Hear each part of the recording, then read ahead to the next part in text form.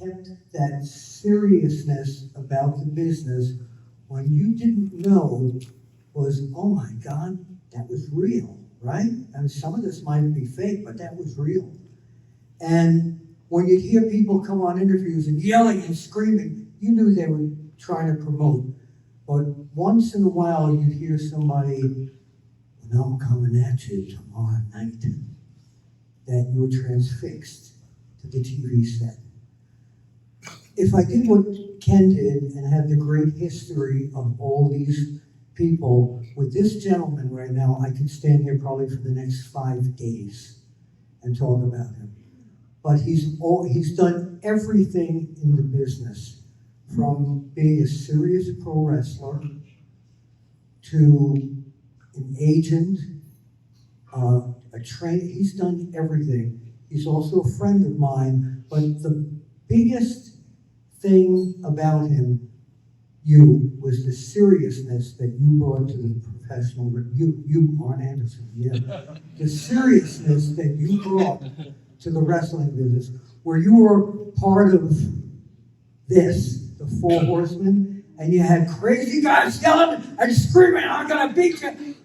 And then you spoke, and everybody listened.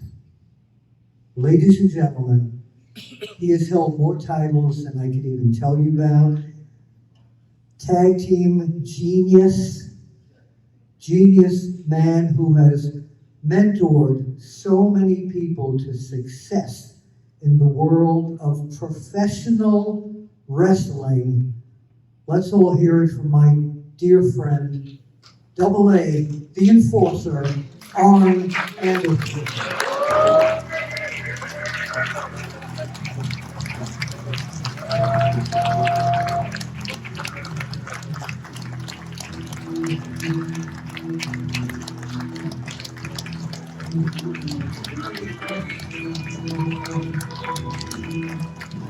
Arn Anderson, everyone.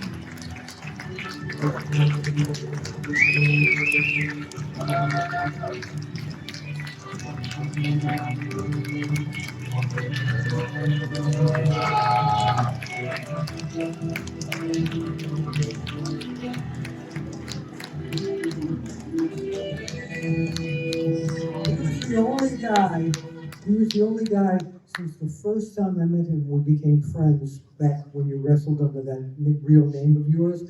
And from then on, you always called me Bill Apter. And you still do. You deserve this so much. You have brought so much legitimacy to the world of professional wrestling. Ladies and gentlemen, Arn Anderson.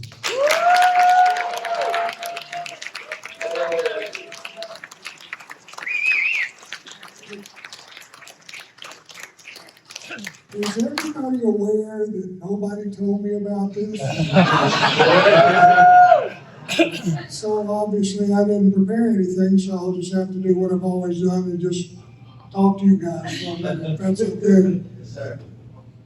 Damn, how did that slip under?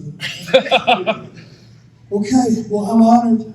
You know, anytime I can be in a room with wrestling fans, and my constituents, and Crockett's, and everybody involved with this particular area, which is, I think, still Horseman country. Hell yeah!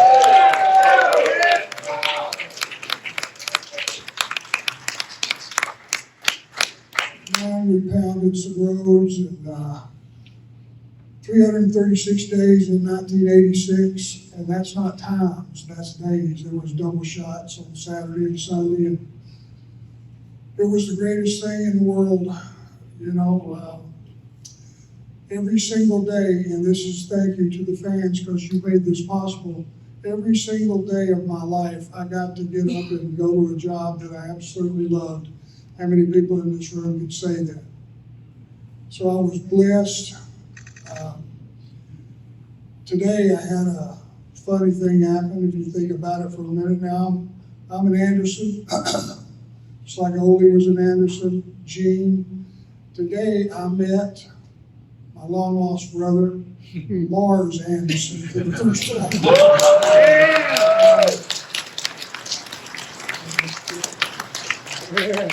I began, how do you go 42 years in the business and never meet your brother?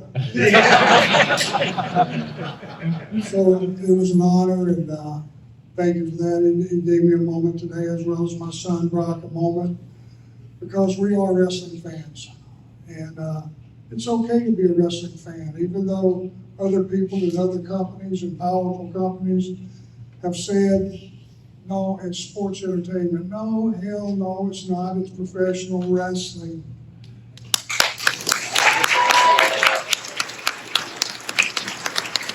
So be proud to be a part of it, guys, because I am, and I got no problem telling anybody. And I've been to the show for 20 years, produced John Cena, produced Dave Bautista, produced Randy Orton, Cody Rhodes, you name it. One thing I always just told the guys, and it's the same advice that I tell my son Brock, what advice would you give him? And I just say, have one rule and the rest will fall in place. Make it make sense. Just that simple, make it make sense. If it makes sense, you can work around not having great skills, great drop kicks, moonsaults, all that. It's all well and good. But the thing that people, I think, you tell me, the fight gets pretty good once they get to the mat. And you start grinding for position. It's not a moonsault, it's not a big bump out to the floor. It's, hey, whoever's going to get control of this match is probably going to win. That's an old thing from the territory days, as people were talking about earlier. That's the only way I was able to make it, guys, because as you know, I've never thrown a drop kick, not one. I have no babyface skills for shit, none. So I had to figure out, okay, let me figure this thing out. Let me get in the right mindset. A guy has come up to me in my ear in a bar and he just won't shut up. And I finally asked him to leave me alone. Well, the guy sucker punches me and flips the table, and I go on my back, and the table goes on me, and he's on top of the table. That moment in time, you will find out within yourself how to be a heel. Dire straits. But I figured out when you got Ric Flair running around in the back doing a promo, and you got Tully Blanchard and J.J. Dillon, as good as they were, and then Ole comes in there, you know, it sets everybody straight about what's going on. Where do I fit in that package? I was the rookie. I was the guy with the least amount of experience or knowledge. So I thought, oh, what can you do? Another rule, just a cardinal rule. Don't talk at the people, talk to the people. And that's why people would actually scoot up in their couch and go, hey, I want to hear this guy, because they believed.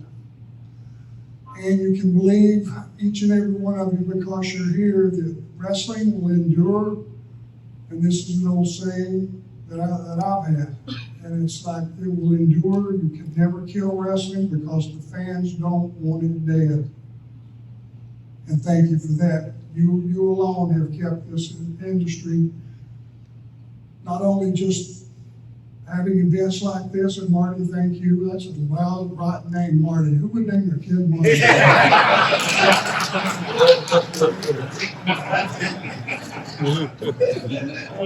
So, for him and his crew, thank you for making this a special place. If I would have known about this, I would have dressed up a little bit.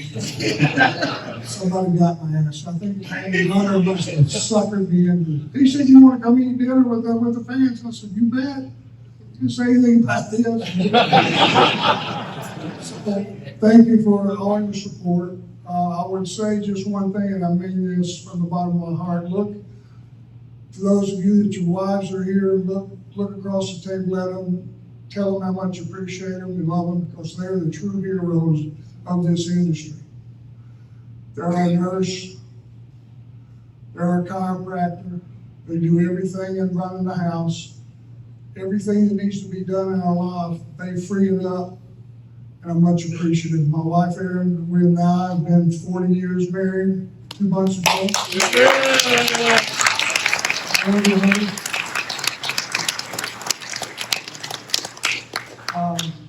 they do it all, make no mistake, and they toss us out there back on the road so we can share our lives with all of you. So they deserve so much credit. Just want to make sure that they get mentioned. My son Brock, if he will just do me one favor where he's concerned, he's got to earn his way like all young guys.